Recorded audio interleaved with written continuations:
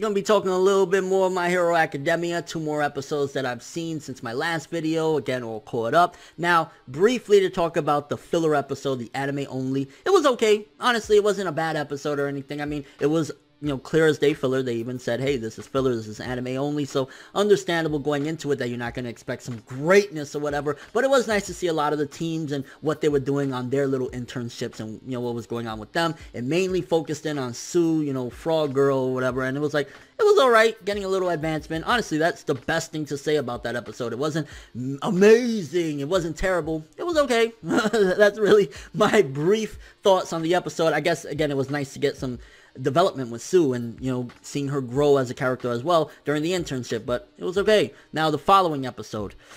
I honestly think that Season 2 of My Hero Academia is going to end with blue balling the entire fandom leading into a potential Season 3. And what I mean by that is this episode built up, and we even got to see a glimpse of one of my favorite villains in My Hero Academia, and honestly what I think is the epitome of strength in My Hero Academia, All for One. And I hope I'm saying that right, because I always get dyslexic with that. I say it backwards. All for One. Oh my gosh, I ain't gonna lie, that shit got me so excited, but I'm scared that we're not gonna have enough content, and I'm pretty damn sure, unless they extend for another 13 episodes this season, we're not getting that content this season. That'll be Season 3, which, oh my god, Season 3 is gonna be so good, but yeah, it feels as though it's gonna be a big blue ball, because this episode focused a lot on describing the history of this guy, getting into more detail on him, and seeing that he's truly Shigaraki Sensei, and I was like, oh, I want this now. Why do we gotta wait? Because we still got a couple of arcs before we actually get into anything really heavy with that guy. Spoiler alert, right? But, I don't want people to feel disappointed going into this and thinking, yeah, we're about to see this legendary. More than likely, unless they skip shit, we're not getting this guy Season 2. And it's like, oh, this was such a good episode, such an amazing episode. The latest episode, again, where we find out all about this guy. And it's like, fuck, we have to wait another year possibly, maybe more, depending on how long they take to develop Season 3, if they do a Season 3 at all, which I don't see why not, because My Hero Academia is actually really exploding. It's doing great in the rankings and the TV, viewings in Japan and shit like that, so I don't see why we wouldn't get a Season 3. Just a note there as well, but it's going to be a long wait for this one. And this episode as a whole, the latest one, All for One, such a great build-up. This episode, if there was ever a good build-up episode in My Hero Academia for a villain, this takes the cake, because when All Might has to sit his precious student down and say, yo, I need to tell you about All for One, I need to tell you about One for All, the origins of it and everything, shit is serious. And I ain't gonna lie, by the end of the episode, I was a little bit like, oh, even though I read the manga and I know everything or whatever, it's just like, oh, because yeah, All Might is seemingly saying that he's not going to be around when possibly Deku does have to go up against All for One, which is interesting to note. That is like, so is he dying? Or does, the power that he have, once it completely goes to Deku, he'll die?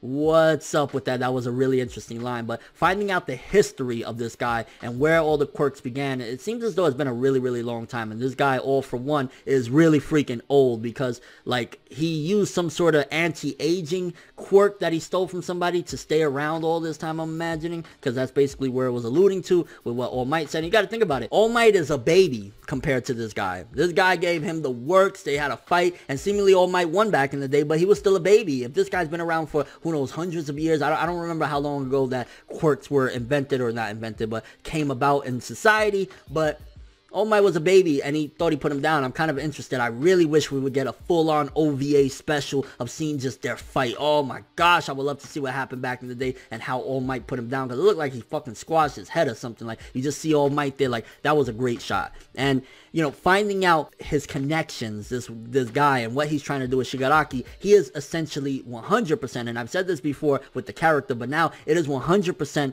All Might and Deku, and the same situations going on with All for One and Shigaraki. All for One is All Might, Shigaraki is Deku. They're just on the opposite sides of the spectrum. Obviously, our guys are good, they're evil. So you could say, okay, it's kind of cut and dry in that regard, but he's training him to become him. So I'm kind of curious what's up, because if he doesn't have that quirk to pass things on, like if he had his brother's quirk, the quirk that is essentially one for all, then he would be able to give all of his powers to Shigaraki. But who knows, maybe he's just using Shigaraki so that he could eventually get back to being 100% and taking over again, or maybe he could look at him as like, that's the little brother that I once had or something, because I would love to see more of this little brother of All For One. I mean, obviously he's died a long time ago and he just passed his powers down to eventually lead to something, but there's something that can be done with that character. I don't know what, but I would love to explore him more. But honestly, the episode, very heartfelt, very enjoyable, and it was a great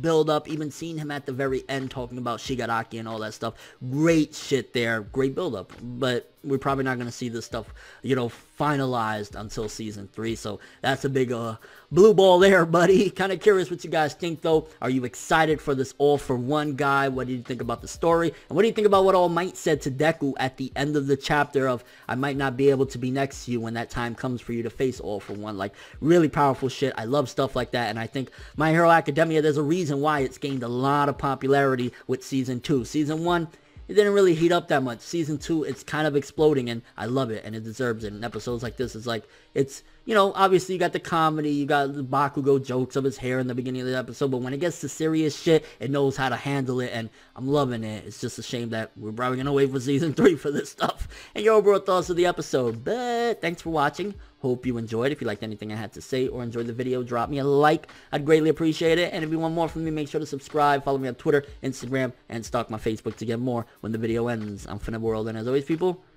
have an awesome day.